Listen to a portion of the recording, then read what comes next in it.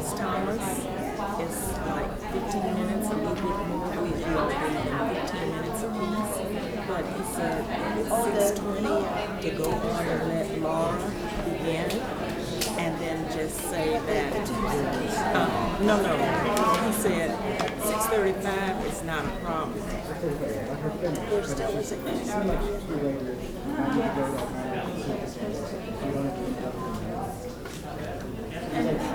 Yeah, good to see you. Thank you.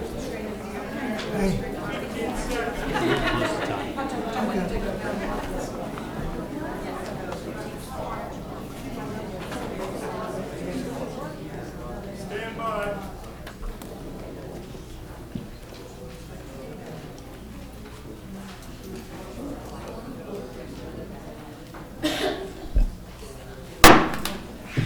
Good evening. This meeting of the School Board of Alachua County is called to order. Welcome to the May 5th date of the school board, and we'll ask everyone to please stand for the Pledge of Allegiance. I pledge allegiance to the flag of the United States of America and to the republic for which it stands, one nation, under God, indivisible, with liberty and justice for all.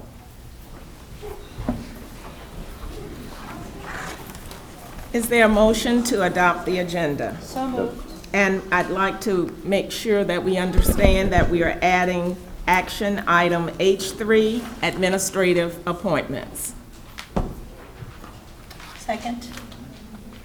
It has been properly moved and second. Any discussion? All in favor? Aye. All right, motion passes. Is there a motion to approve the minutes for the date of April 7th, 2015 school board meeting? So moved. And second. It's been moved by Mrs. Griffin and second by Mrs. Roy. Any discussion? All in favor? Aye. All right, motion passes. Approval of minutes for April 21st, 2015 ESE Department update. So move. Second. Thank you. Mr. Hyatt has moved and Roy second. Discussion. All in favor? Aye. Motion passes. Approval of minutes April 21st, 2015 school board meeting. So moved. And second. All right, moved by Mrs. Griffin and second by Mrs. Roy. Any discussion? All in favor? Aye. All right, motion passes. Tonight, we have two scheduled agencies that will be presenting, and we're starting now with Waldo Community School PTO, Leila Powell, and Susan Thomas. Welcome. Yeah, we lost them out. There it is.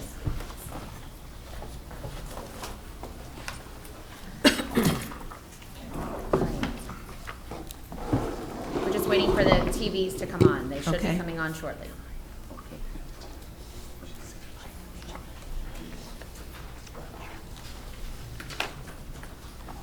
Okay, well, while they're coming on, just wanted to say thank you very much, and we appreciate the opportunity to come and speak with you this evening. My name's Leila Powell, and I'm a teacher at Waldo Community School, and this is Susan Thomas, who's also a teacher at the school. We also are here representing not only our PTO, but also community members, as well as the input that we're sharing tonight isn't just coming from us too. It's coming from community members that we have spoken with as well.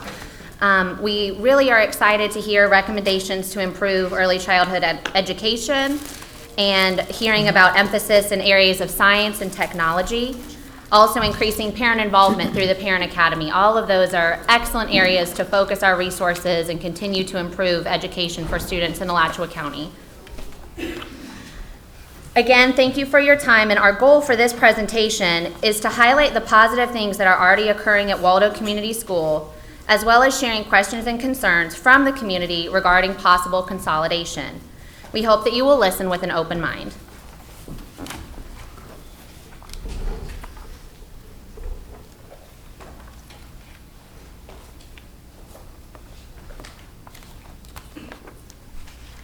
The picture seen here shows our students, faculty, staff, and many community members.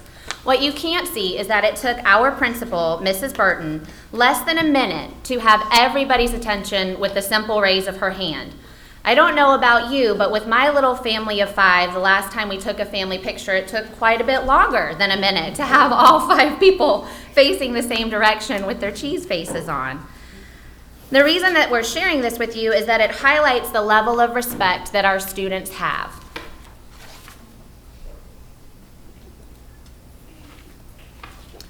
Waldo Community School is leading the way for Alachua County with the Leader in Me 7 Habits of Happy Kids program. This program teaches kids important life lessons while simultaneously improving academic achievement. We teach kids to strive for progress, not perfection. Using this model, students clearly see their individual progress through data chats. These data chats transfer into powerful goal-setting experiences, as well as high-quality differentiated instruction from the teacher.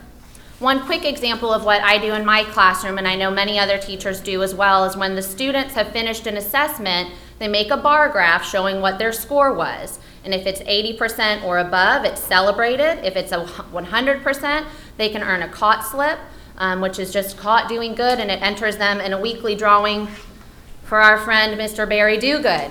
You have some of the caught slips. Yes, and you have some of the caught slips in your packet and the stickers that they receive. So just so that you understand, it's not just a fluff and stuff feel-good program, that it's very data-driven and research-based to help combine the social skills with the academic needs. So that was just a little example from my classroom of how we graph the data and then celebrate and also make a plan for improvement when it's less than 80%. The 7 Habits of Happy Kids program has been shared with you via email, and I hope that you've taken the time to look at it and see what a valuable program it is. I know Miss April has taken the opportunity to see some of those schools in action. It's a research and evidence-based program, and it's spreading across the globe. There's a great deal of community and business buy-in, and at Waldo, we're at our 2nd year of a generic version. So we've basically read the research and done everything that we can to implement it without the brand name. As we all know, brand names can be kind of expensive, so we're doing the best we can with the resources that we have. And PTO has started raising funds to purchase the brand name program, which hopefully we'll be able to do in the future. This map shows the 2,056 schools worldwide in the Leader in Me process. The blue points represent the 127 lighthouse schools that have implemented the program for 3 years and met rigorous criteria to earn the distinction of being a lighthouse school. I know the points aren't that easy to see because of the nature of the graphic, but you can also access this from the Leader in Me website that was shared with you. Here's Florida, Leader in Me in our own backyard. There are a small handful of lighthouse schools in Florida and about 30 across the state working their way to earn that title. Hopefully you've had an opportunity to look at those things that we've shared that further illustrate that this program has been the turnaround needed for many schools. The point of sharing the widespread implementation is to further prove the program's merit and viability. One of my favorite stories was the story of English Estates in Fern Park. It was cited as being the most academically improved in the district after only 1 year of implementation.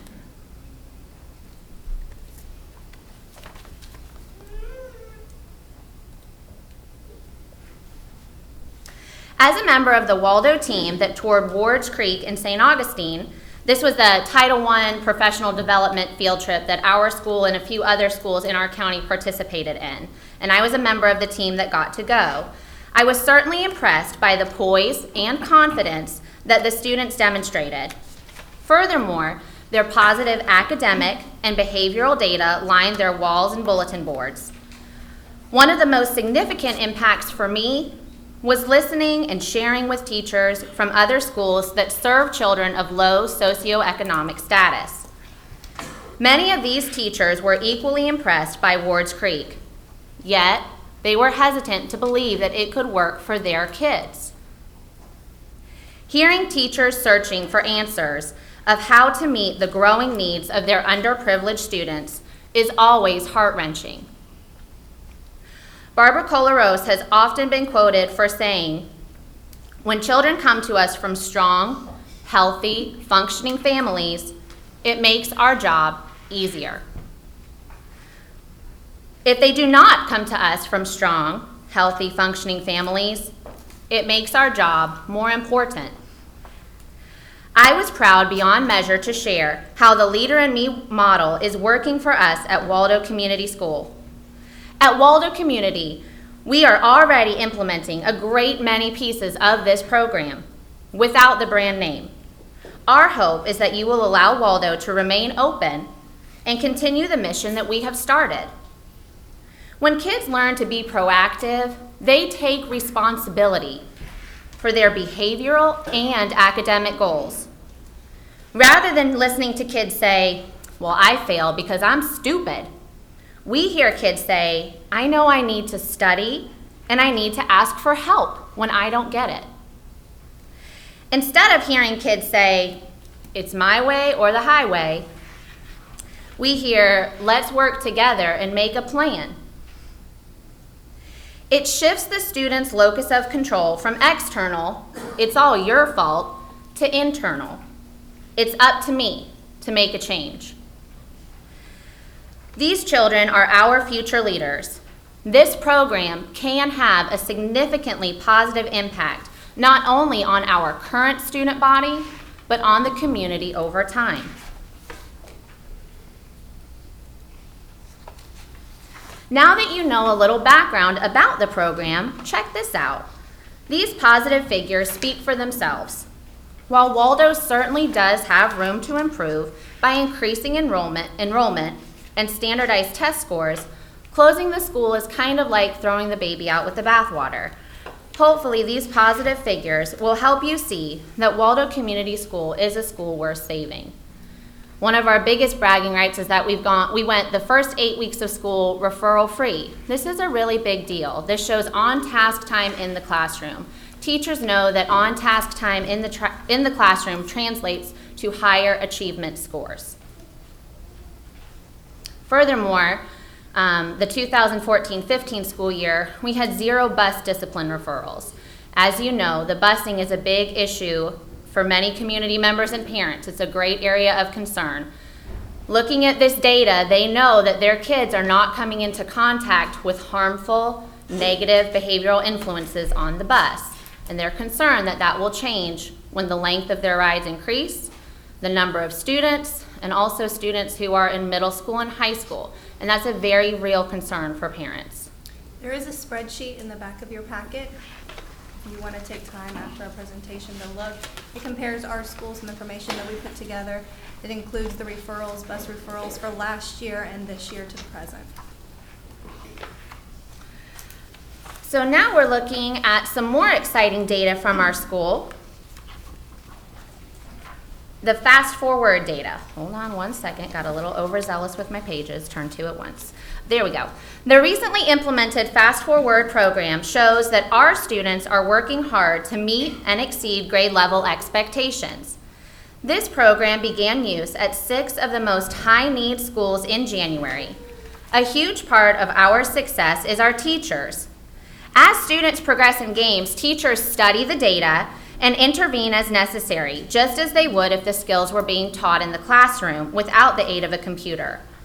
Furthermore, because we are a small school, 100% of our children reap the benefits of using this program.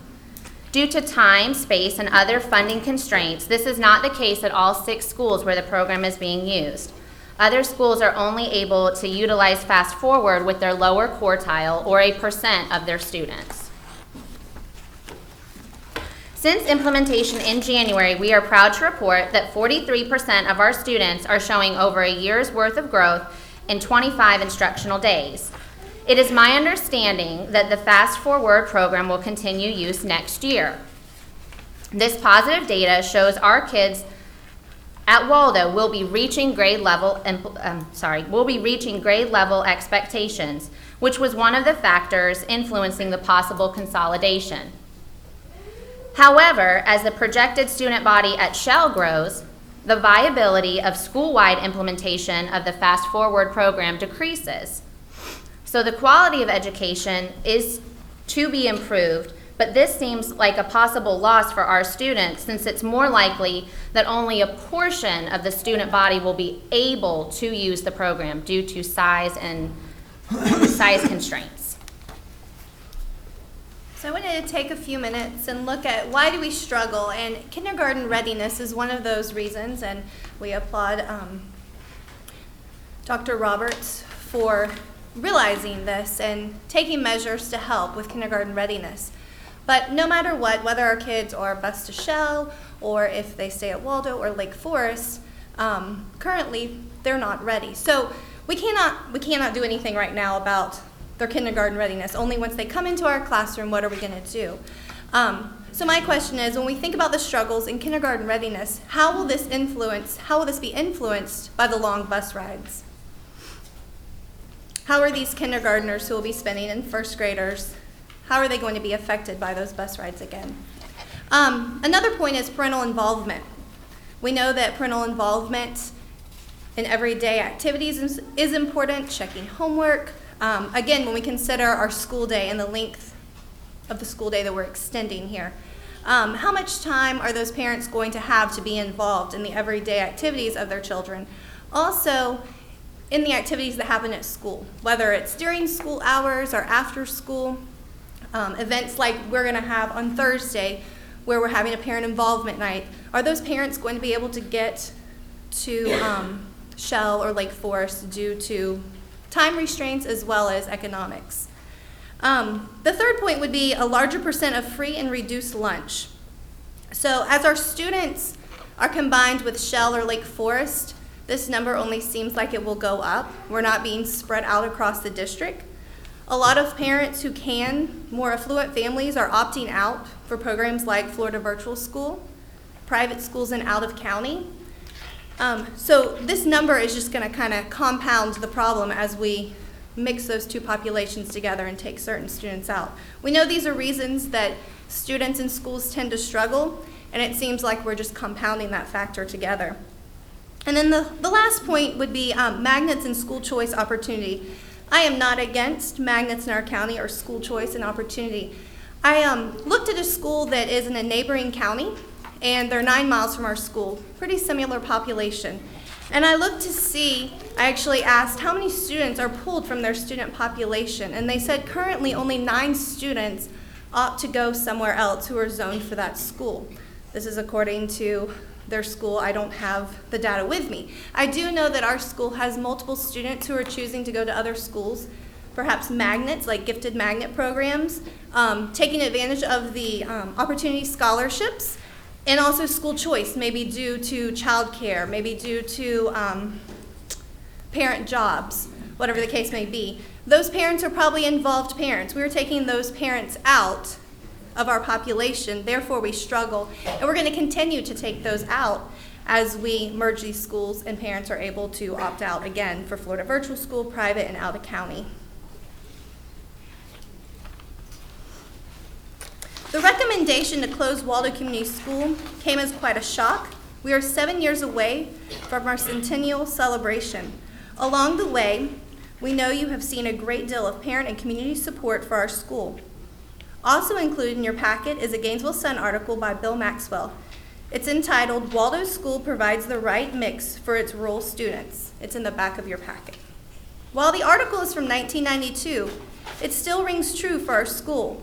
We hope you'll take the time to read about how Waldo provided what kids needed then, and we know that is what we aim to continue to do now and into the future. We could go on all night about the great place that Waldo Community School is, but we need to be sure to address concerns regarding the proposed consolidation. The March 2nd amendment took the Waldo community by surprise, especially on the heels of seemingly a positive neighborhood-style meeting in December, where the superintendent and board members actively listened to community input regarding facilities, parent involvement, student learning, and safety at Waldo Community School. Especially apparent at that meeting was a significant level of concern regarding students leaving Waldo Community School and transitioning to Hawthorne Middle and High. At that time, both the distance and reputation of Hawthorne were discussed. It is also important to note that the evening announcement to a packed auditorium of parents, community members, and students was the night before the high-stakes FSA testing.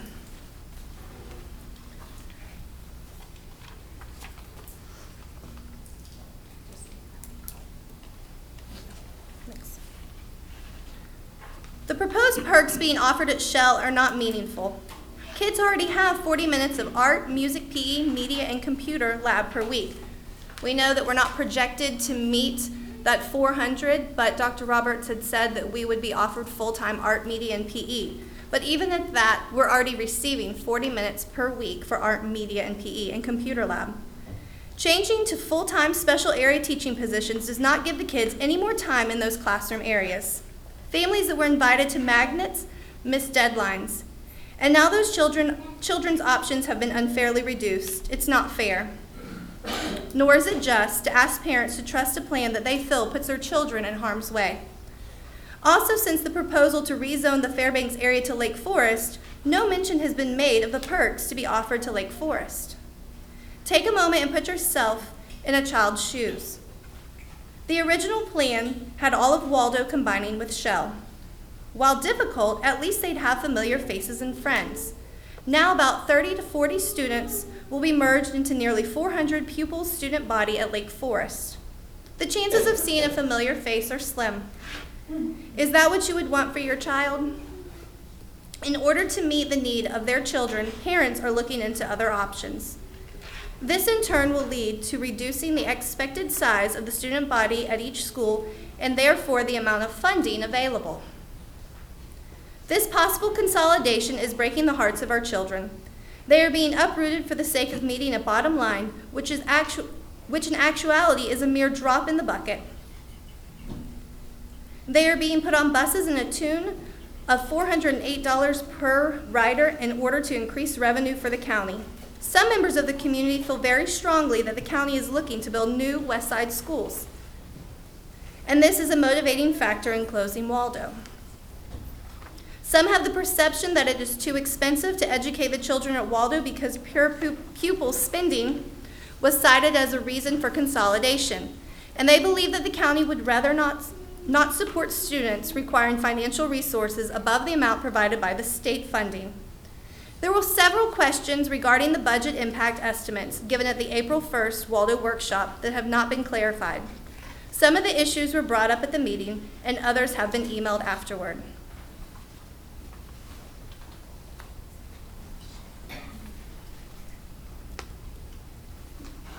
As previously stated, parents are pleased with the educational experience at Waldo.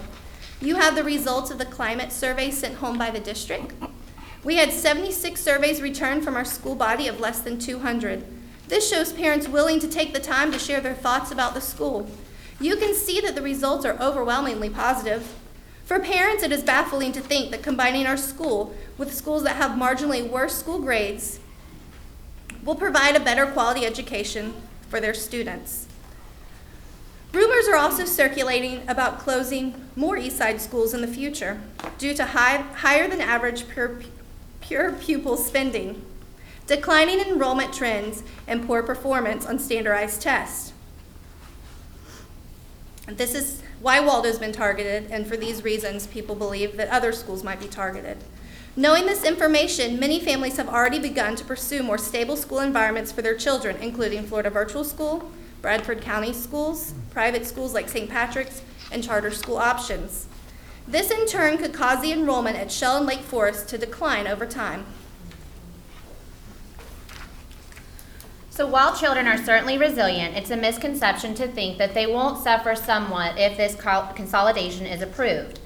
Families have yet to hear how exactly the quality of education will be better at Shell or Lake Forest. Furthermore, rezoning the Fairbanks area to Lake Forest further divides that family of students at Waldo. Children from the Fairbanks area may end up without a familiar face or a friend to start the school year. Extended families also share caregiver duties in our community. For example, one child in my classroom walks to school in the morning, but she catches the bus to Grandma's house in Fairbanks in the afternoon until her parents are done with school and work. Other families have an aunt who lives in Waldo, but the other cousins live in Fairbanks, and they share those duties. So by dividing that community, it puts an additional burden on those parents and families to take care of their children. At our most recent parent involvement event, Day to Day, and I believe I've already shared this with you via email, I had 6 of my approximately 20 students participate. Of those 6, 2 families walked. They were representing not only their children in my classroom, but children in grade levels above, below, and at Head Start. So to think that the parents of children who walk to school are the parents who are not involved is a misconception. We have many families who don't have transportation resources that are highly involved in their children's academic career because they can walk to the school. They do walk them in every morning. They check in with the teacher and touch base. So I'd like to address that misconception that I've heard and that I heard was addressed at the DAC, that the kids who are walking are the ones who aren't having the most parent involvement. And I'd like to clarify from a teacher standpoint that many of my involved parents are the ones who do walk to school because they can and they choose to be there for their children. That the Parent Academy highlights the needs for parents to take an active role in their children's education. But this consolidation will raise barriers, making it more difficult for parents to advocate for their children.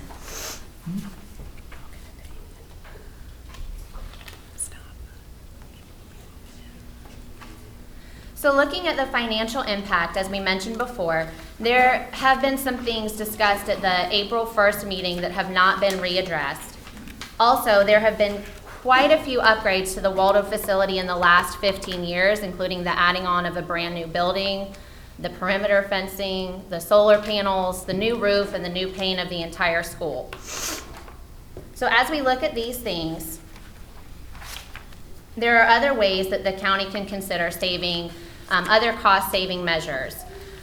The presentation that we're using tonight is through Google Docs, which was very easy for us to work together and synergize. I understand that a lot of our literacy coaches are also using this. I'm not sure if the county pays per Microsoft Office subscription each year, as many people do. That's an area that the county could save cost using our Google Docs program that we already have. I know the consolidation of Horizon and Aquin Jones was recommended, I believe, on Friday, that was brought up.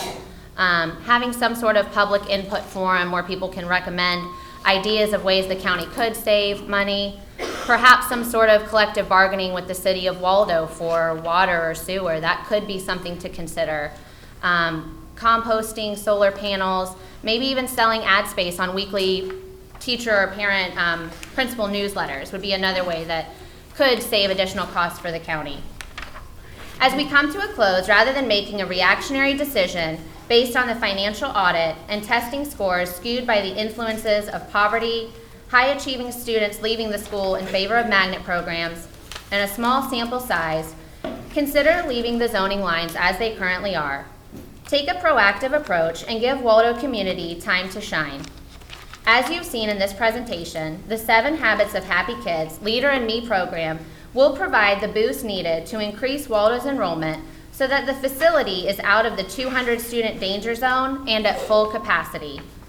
The Leadership Academy would provide the necessary incentive for students to return to their zoned school rather than attending magnets or other places. Instead of having a negative impact on about 200 students, by having them endure long, minimally supervised bus rides for a meager savings to the district's bottom line, and sentencing the city of Waldo to ghost town status, marginalizing parents' opinions, and displacing an entire faculty and staff that are more like family than colleagues. Let's work together. Let's synergize. Let's use the resources that we already have in place and create a win-win situation for all involved parties.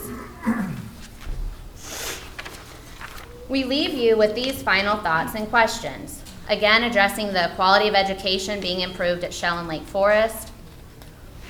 If closing poorly performing schools is a way of manipulating district data to make the district look better on paper rather than actually influencing real change.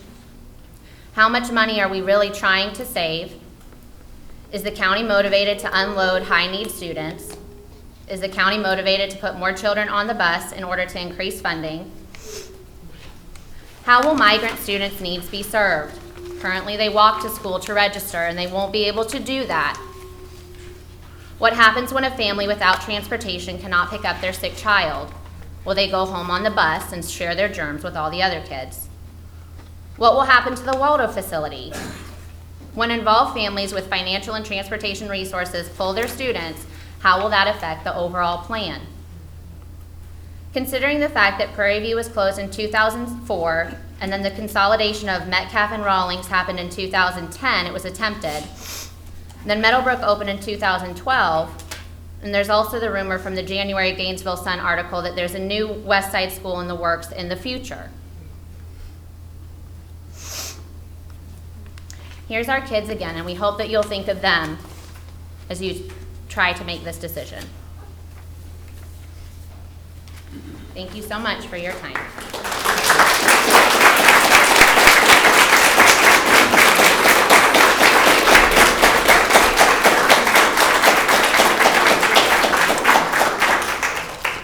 Ms. Powell and Ms. Thomas, we thank you so very much for the presentation from the entire Waldo community family. We appreciate everything that you shared. We are going to have board members, if any, would like to make comments, but we will do that because we're getting ready to recess now our regular business meeting, and if any board members would like to have a comment or say something, they can once we reconvene, okay? So now we will recess our regular board meeting and go into our public hearing. A public hearing is scheduled this evening for 6:30 p.m. to consider and receive input on the proposed amendments to the attendance zones. We ask that the public, if you are going to present anything on this issue, we ask that speakers keep their comments to 3 minutes. Chair McNeely, as part of the agencies, I'm sorry, my name is Laura Diedenbach. I'm with the City of Waldo. I was the second presentation in our agency presentations. I just want to make sure that after you reconvene as the school board that I'll be able to make my presentation and that it will be considered Absolutely. as well. Okay. I'm so sorry that I didn't say that. Thank you. Yes, absolutely. Thank you. Uh-huh.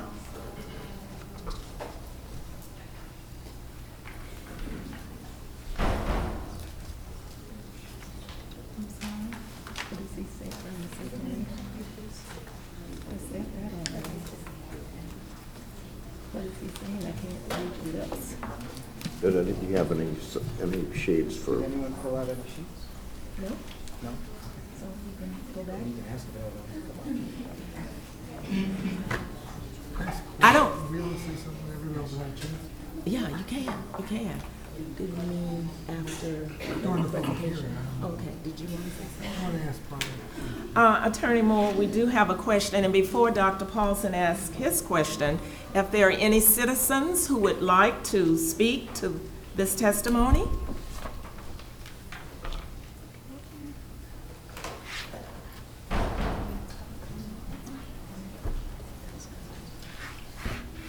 Good evening, school board.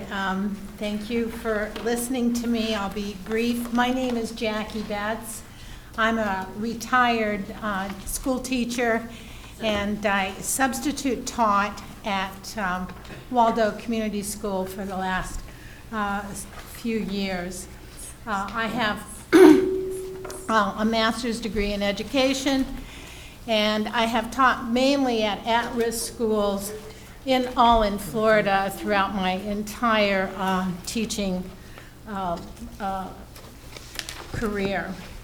My favorite school is Waldo Community School. It's just a pleasure to be there. The faculty, the staff, the children, they are invested in the school. They're proud of their school, and they are so respectful. They have this love of learning that I didn't see in any other school that I substitute taught at. And I've substitute taught kindergarten through 12th grade. When I first started school, teaching school, we had a program called Cities in Schools, or Communities in Schools. And the teachers all went to workshops, and it was how to involve the community in your school, how to join forces between the school and the community. Well, Waldo does that. They didn't need to go take some workshops. They do that. The parents will walk their children to school, they'll walk into the classroom, they know their faces, the teachers know the parents. When they have the play at school in the spring, it's so crowded, it's standing room only. And these parents and children, they're so proud. It's a beautiful little school. I mean, everyone from the janitor to the bus driver to the principal to the secretary, including the children and the parents. It's a beautiful community school. And from my research, the schools that work best are small community schools.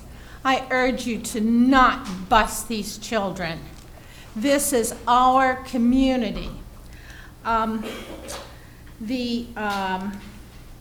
long bus rides, the lack of parental involvement if the children are bused, will really adversely affect these children. And it's about the kids. Now, you're either going to pay for our children now, or you're going to pay for our children in prison later. So you should put the money right now in the children to educate them, not bust them where they get lost in the system.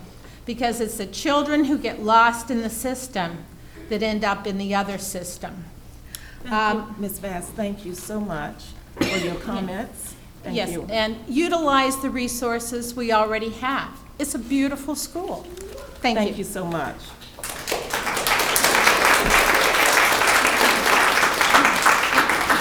Dr. Paulson?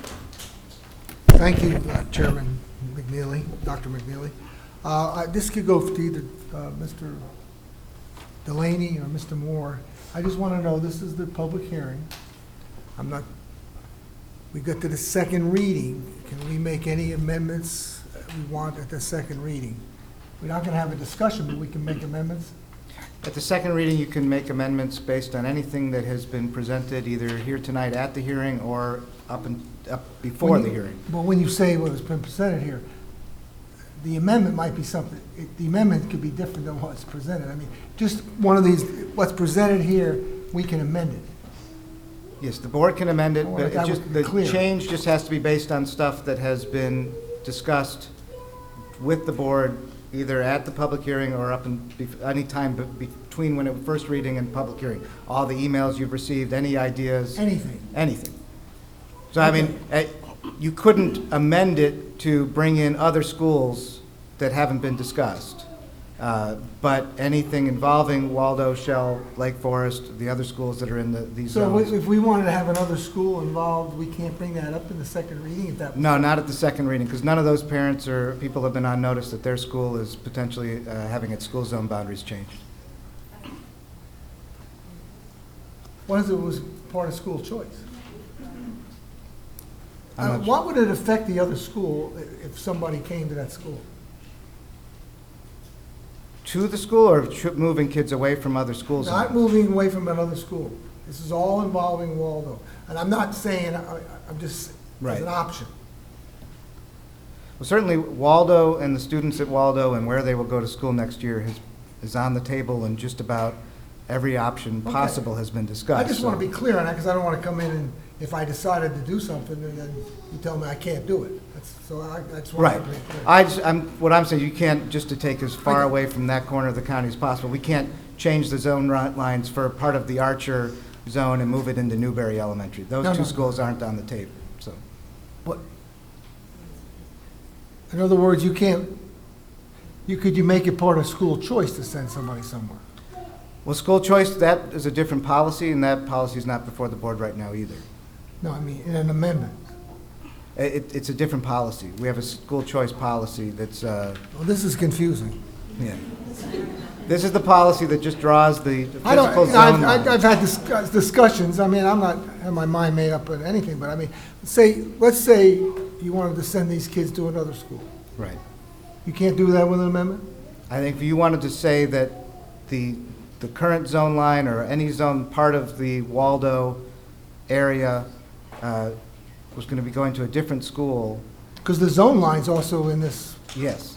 I mean, I think it's been discussed certainly Okay. at various points, the idea of there are other schools that are closer. So I think if you were to just take the entire Waldo zone and say, no, now it's going to go to Rawlins, I think is the closest. or not even Foster, all, or- they're tired, okay, or give them a choice or whatever, I don't know. But the choice one gets into problems because that's a whole different policy. This is just the physical, if you live here, this is your zone school. That's what this policy is. But you can, okay, but that zone could be divided up then.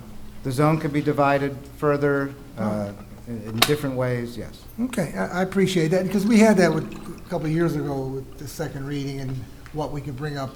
You remember, if anybody was on the board then, it wasn't involving stuff like that, I think it was the calendar, and we were told certain things we could bring up and not bring up. So I'm just trying to be clear, because if Right. I don't, I'm gonna look, We can make changes to the policy based on three things. One, written comments received up until the time of the public hearing, comments received at the public hearing, or comments from the Joint Administrative Procedures Committee, which we don't use. or we That's can the amend legislature. what's in this in this right here. The amendments have to be based on comments received, yes. Well, we made And they can be comments. board member comments received. I mean, the board has expressed different thoughts. I mean, there's, without knowing what we're contemplating, a lot of different options Well, have I been can't, I discussed don't for the know. kids. I have So- a lot of things I'm contemplating. Yeah. I want to make sure that I can contemplate them.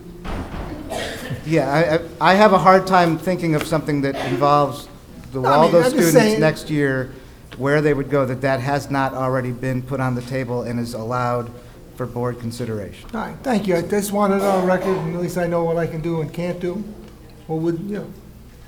So I'm not wasting my time thinking about it. Thank you.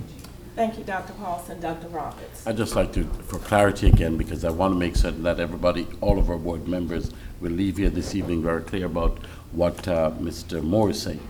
So, Dr. Paulson, if I understand this, you're asking in terms of any input that's been provided since we had the first board hearing, the first reading, and until the decision is made, if any particular policy changes can be made to what has been in the first reading. Am I correct? Right, the first reading made it official, this is the language that the board is considering. And so all the comments that have been made and written, all the emails, all the comments that people have made at the first reading, even the workshop ideas, all of that can be considered by the board in making any changes that it might consider making to the policy as it's currently proposed. But let's say, just to make, so I got it, let's say I wanted to send some kids one school, and it's not Lake Forest. I think several schools have been mentioned to the board. Let's say you wanted to give people a choice to go to schools, if they, I'm going to let you continue, but let. oh, I'm sorry, I'm That- trying to make it so he can get answered. That's okay. I apologize, Dr. Roberts. That's okay, Dr. I Paulson. apologize. I'm just getting clarity so that we all I know know. what is required. Because I would hate for you or anyone to come at another point and make a request that we hear cannot be done. Right. And I want to make certain that you're satisfied as well. So to that point, I want to ask Mr. Moore, since there's specific schools that have been named in this proposed policy, are you saying that no board member could include another school in that zoning that's being proposed?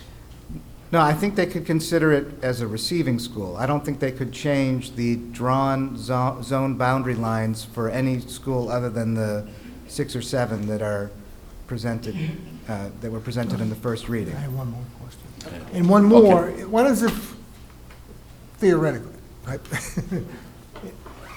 You want to let them go to school of their choice? Dr. Paulson, it's two different things. The zoning lines are in policy. School choice is another policy. But I want to know if I can make an amendment to where these kids are sent. That's all. If you'll tell me yes or no, then I know what I can do. You can make an amendment to where they are sent, but it can only be, I mean, they can only have one zoned school. No, one is if you say if people wanted to send their kids someplace and take them there. That is a different policy. That's 5120.03 school choice. So they still have that up. I mean, any parent zoned for any school in the district can try school choice or zoning exceptions, but those are different policies. Every student has to be, this address has a corresponding school. Is that still open to these? Is that still open? What is? Well, zoning exceptions are year-round. Yes. Can we make something as a board that these people would be able to choose a certain school that they're their choice? Not as part of this policy. No, but well, how could we do that? I don't know. I mean, with capacity issues and things, I'm not sure what could be done at this point with that. I mean, that's a separate issue. Attorney Moore, yes. is it not, at this point, what Dr. Paulson is requesting or asking, a zoning exemption application? A parent could apply, but it does not guarantee Right. that family will get that choice. That's my understanding of the current policy that we have in place. Right. Most of the schools are at or above capacity, and so short of a medical hardship or something along those lines, there aren't very many options for school choice. Well, what I was really asking, I was asking that, but I was also asking if you could make it so they could choose where they want to go, as long as the school is not 100%. Just not in this policy. But that's already, I think it's 90% is the cutoff line. But that is an option already. If their school is at less than 90% capacity. No, I'm saying that they would get their choice. Can the board make that decision? It's already the policy. No. Can the board say if they choose it, you don't have to go before that board? There's a group that hears that, doesn't it, Dr. Those are appeals when they're denied. Okay. If a zoning exception is made right now to a school that is less than 90%, short of a lot of truancy or absences or behavioral problems, the exception is almost always granted. Then when the ones that are more crowded, it really has to be, like a medical emergency. The school is, like Terwilliger is right next to North Florida Regional, and there's a medical, something along those lines. Okay. But they already have the option, every parent in the district has the option to seek an exception, and if the school's not at 90% capacity, almost all of them are granted. They can lose the zoning exception if, like with tardies and absences or behavior. I'm sorry I'm asking all these things, but I want to, because I don't want to. Could we guarantee if they go to a school, they would have a spot in an EDEP program? I don't think so. The EDEP is kind of, that's a space available. But if we're the board, can we say they'd have a spot? If it's above capacity for the cafeteria and they're already full, probably not, because that might violate other issues, and we might not have staffing. There's a lot of ripple effect, which I encountered trying to get my child into EDP my first year. But you were going to say something? So. All right. All right, Dr. Paulson, Attorney Delaney, and then Dr. Roberts. I was just going to say real briefly, I think that what I'm hearing from you, Dr. Paulson, is maybe you would be interested in a possible amendment to the school choice policy being brought. And off the top of my head, I'm thinking that perhaps that policy could be amended, that if there is a school zoning change or a school closing, students at that school that is closed would have a preference for school choice. That's something that could be written into the school choice policy. But I think what Mr. Moore was emphasizing is that for this process that we're in right now, we have to make sure that every student in the district has an assigned zone school. Right, I got you. That they're for. Okay. And so this process, we got to make sure every address in the district has got an assigned school, but we certainly could look into bringing forth an amendment to the school choice, such as giving a preference to Waldo students or a school that's been closed.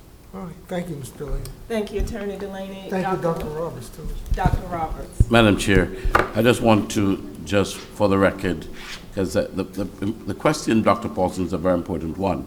However, I would caution that whatever policy change we're going to do to the actual student assignment system, because there are several policies that guides that we make certain that we do a feasibility about whether or not we can actually implement it.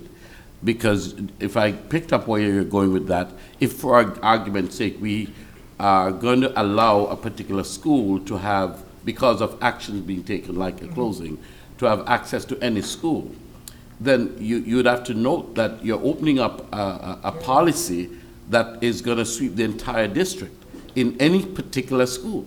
So I don't know how you deal with that, but I'm saying whatever we do in terms of policy changes, we need to make certain we have a feasibility study to see if the policy can be implemented before you even bring it forward. No. Mr. Hyatt. I'll just say that would also, the consideration here is the Waldo zoning, but it seems to me that would also be applicable to the families at Duval as well, because that school was repurposed and those children rezoned. So it's as Mr. Moore said, somewhat of a ripple effect. So just to keep that in mind. And it would be the same for Rollins as well as Metcalf as well. All right. Seeing no more comments, no more lights. Oh. You want to speak? Yeah, Come on up. that would be awesome. Thank you. Hi, Tracy DeLuca. I've seen all of you several times, but I just wanted to take a chance. My son Braden, who is a special needs child at Waldo, we had his IEP meeting last week, and it was a very enlightening meeting. His teachers and everybody who was there did an amazing job of making sure that everything he needed is in that IEP, since we don't know where he's going next year. So we made sure every I was dotted and every T was crossed. One of the really neat things that I wanted to share with you is the fact that my son, who 2 years ago, we moved back to Florida. He came from a school with 2,000 kids. He moved to Florida. We came to Waldo, to a school with 200 kids. My son went from moderately autistic with very, very poor social skills to, in his IEP in writing, saying he is atypically social for an autistic child. And I say that is all thanks to Waldo School. That's thanks to his teachers and the other students and the staff. That's thanks to the rec department. That's thanks to tons of therapy, which thanks to the school he was able to get. And so here goes my child. 2 years made a humongous difference for him. And that's because he was in a school with 200 kids, in a community school where everybody knew him and took an interest in him and made an effort with him. So that's why I fight for Waldo. It's not just the history. It's the changes they make in these kids' lives every day. These kids who are lower income, the kid who never gets hugged at home, but when he goes to school, he gets a hug. The kid who needs social help, the kid who has behavioral issues, the kid who doesn't get fed at home, but you know what? He gets breakfast and lunch at school every day. And that's what we don't want to lose in Waldo, is that caring and that community spirit. So that's what I wanted to share with you. I'm sorry? State your name one more time. Tracy DeLuca. DeLuca. Thank you, Ms. DeLuca. I have two citizen input for this special hearing, and I'm going to call on those names now. Ms. Diane McGraw, and after Mrs. McGraw, then we will hear from Lori Ann Tidwell. Good afternoon, Madam Chair, and to all of your constituencies. I am Diane McGraw, President of the 4A's Political Action Committee. My comment, Dr. Paulson, if you do for one, you have to do for all. If you open up that door and say for one community, you're gonna do school choice, it's gonna be a ripple effect. We have enough issues in our school system where people don't trust and they think one group is being treated differently from another group. We must be careful, because if you open that up, I'm gonna go out and say, well, hey, if I want school choice, then that means that any child, anywhere, everybody wants the best for their children. But if you open that up, that's gonna cause a problem here in the community. People are watching now, you know, and listening. So please be careful when we make these decisions. When we were back before with closing of different schools in the east side in this community, you know, it was a tough process. When we rezoned with a 24-member board back in 2004, 2005, it was a tough process. I lived in Lincoln Estates when I first came here. Kids were bused to Littlewood. Those kids survived, they were okay, but be careful when you make a decision to say, I'm gonna try to change policy procedures to just do one particular group. We have to make sure we don't make that kind of mistake. Let's be fair and make sure we're doing the best for all children in Alachua County. Thank you.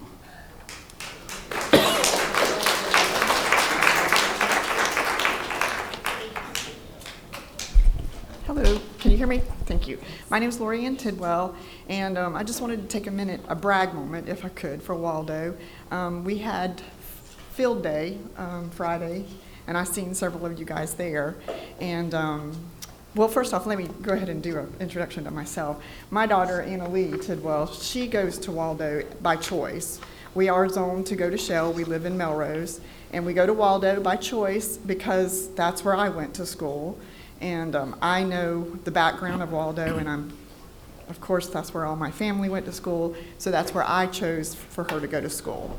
And and I'm very involved with Waldo Community School. So I went to the field day, and during the field day, we had a really good time. Waldo did very good. We brought home 4 ribbons. And but the one thing that stood out the most was there was a person who I guess had been watching our students, and they came up to one of our teachers, and I had overheard it, and they're like, excuse me, what school are you guys from? And our school, I mean, our shirt had a special little saying on it, so you couldn't see, you know, really down at the bottom where we were from, and we were told them we were from Waldo Community School, and they said, we just want to compliment you on the behavior of your students. The way they are behaving, the way they are acting towards each other and towards other students. She said the teamwork was amazing. They were cheering each other on. Even when they weren't doing good, they were there cheering each other on to lift each other up. And that was such a proud moment for me as a parent, for the 5th graders that were there and for the teachers that were there, that were the reason why those students were behaving like that, was because of the teachers. And another thing was when we were sitting in the stands, there was another school in front of us. I'm not going to say what the name of the school, but the teachers with that school, with the way they were treating their children, was unbelievable. The way they were hollering and screaming. Of course, the students were misbehaving a lot, but all of our students were just kind of sat back, and they were like scared to move for a minute. We were like, oh, wow. So. And then after that, for that other person, I do not know where that other person was from, but it was just that she took the time to come tell us that our students behaved very well. That was just such a compliment. So I just wanted to have a Waldo brag moment on how well and how great our teachers are and how great our students are. Thank you. Still citizen input time, is that correct? We're still on the attendance zone, public hearing. Great. Okay, so the comment that was asked, or the question that was raised by Dr. Paulson, I kind of want to piggyback off of that. Since the, I'm sorry, Susan Thomas. Thank you. Hello again, board, Dr. Roberts. So since the March 2nd announcement, I remember distinctively getting up that night and questioning, why is Shell only being considered? Since then, Lake Forest has been considered. And so I will again ask the question, why are other schools not being considered? For instance, I've brought this up. I've Google mapped. My students are closer to Meadowbrook from where I live. My children are closer to Meadowbrook on the other side of our district, but yet Shell and Lake Forest are the only considerations. I'm not asking for my kids to go to Meadowbrook. I want to stay in Waldo. But there are a lot of other schools that are a lot closer for many of our students, for our student population. Also, piggybacking on the school choice. So there's some talk about school choice. If something about school choice was amended, anything goes through, just out of curiosity, what sort of timeline are we looking at? Is Waldo going to be a learning experience and it not really be feasible for us? Also, on school choice, again,